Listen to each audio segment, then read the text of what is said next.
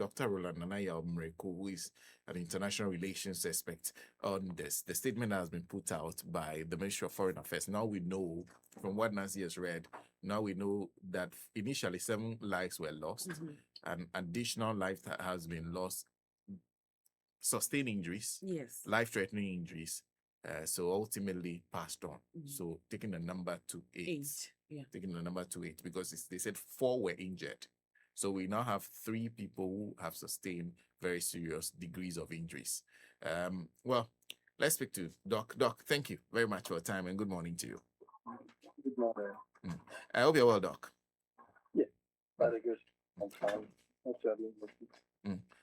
First, let's start with your own observations on the information that's out in the public domain and the actions of government thus far.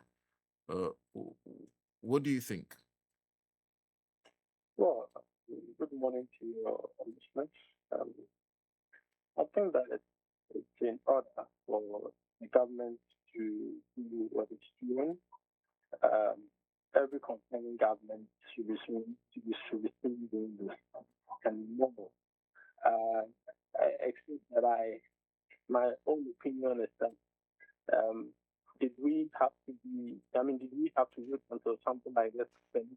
It's becoming like a problem. We are becoming more reactive than proactive. It's really a very sad issue. It's very, very, and my heartfelt condolences to the bereaved family.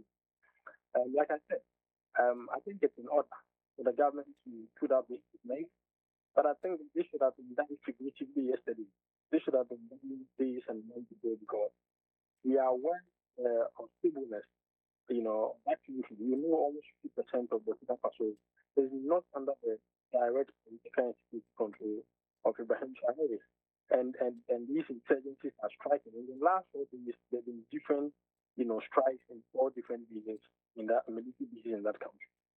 And so I think that, for what is worth, travel advisories, advisory opinions, orientations concerning Ghanaians traveling there should have been done as part of proactive measures. I mean, the government of the day has done a fantastic job by having a special envoy to the Sahel on how regularly. And I think they've been doing well they've been doing very well so far. Except that knowing that there are Ghanaians that move in day out of Burkina Faso in search of matters to bring this news back. We would have had this arrangement of providing an orientation as to where to travel, the hotspots, and possibly to try to place some discouraging parameters of a sort, or provide some security guidance. Did we have to wait until such a calamity befall us? We are becoming more reactive than proactive. So I think that government is doing what is doing right by what is doing so far in the high level engagement with Burkina Faso as to how to get those that have sustained, serious injuries back to the country. But I think that the measures putting in place now would have would have served a better purpose if it were done months ago, especially having complete security knowledge about about how safe and unstable, that part of Burkina Faso is. And the information I'm getting is that this is not the first time this is happening. There have been interviews granted by some market women who have narrated the ordeals they've gone through in trying to get, some of these tomatoes into the country. There are 2 approaches to looking at this.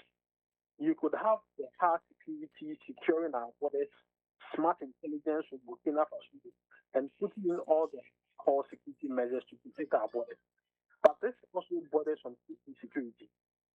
If we're able to produce these items in very large use that we don't have to travel outside to import it to the country, do we have the mechanism? Do we have the measures to do that?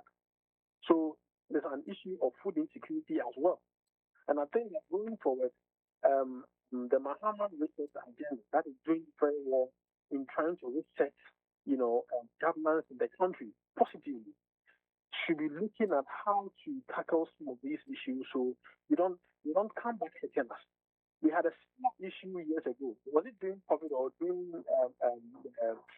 not COVID, during the military takeovers in that region?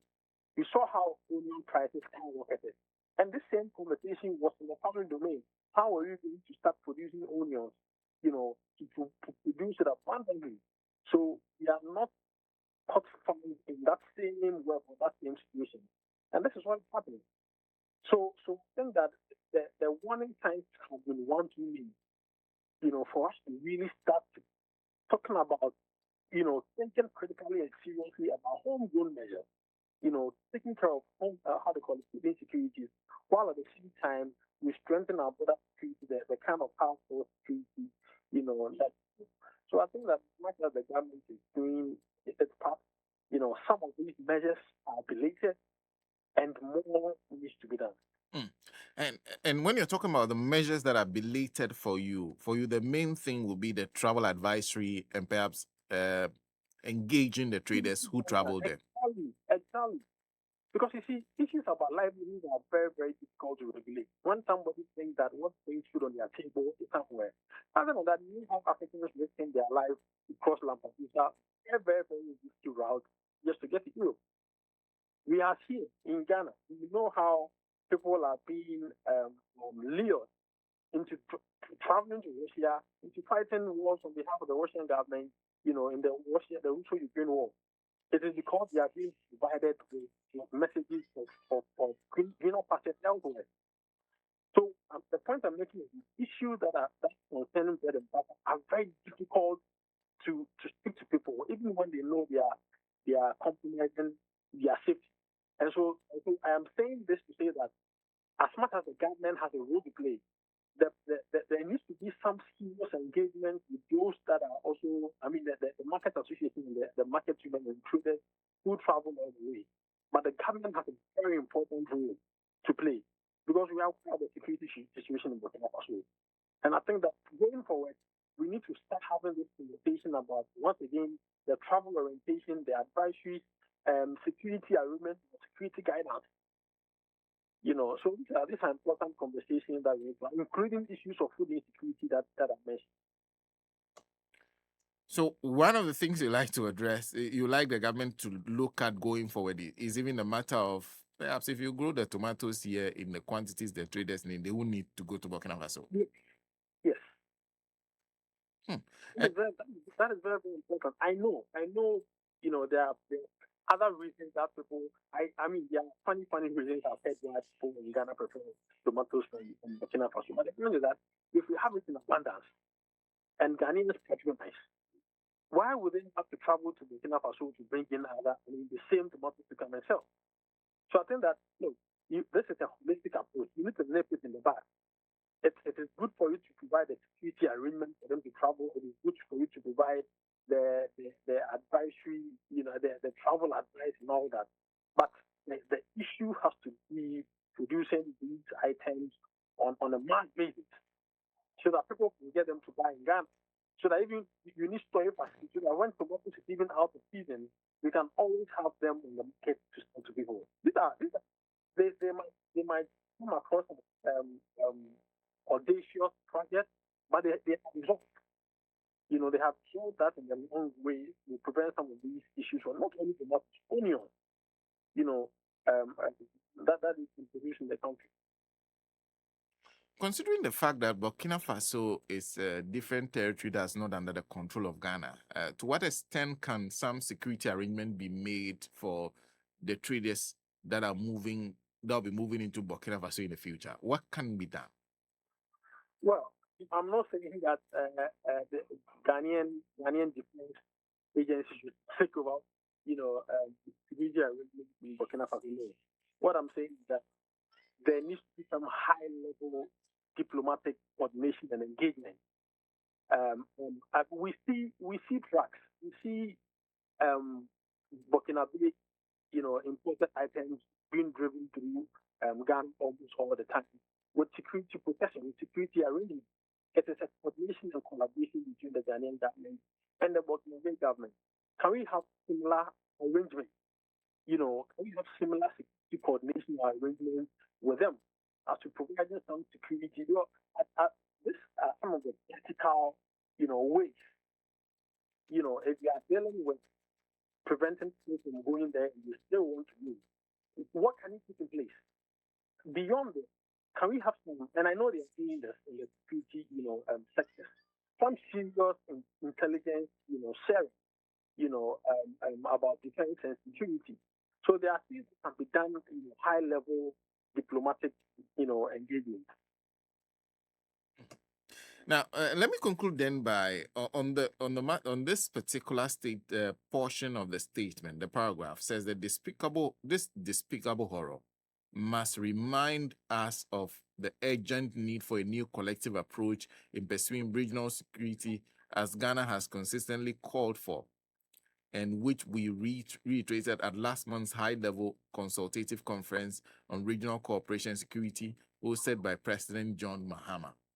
Ultimately, we need to be part of a grand agenda to secure the Sahel.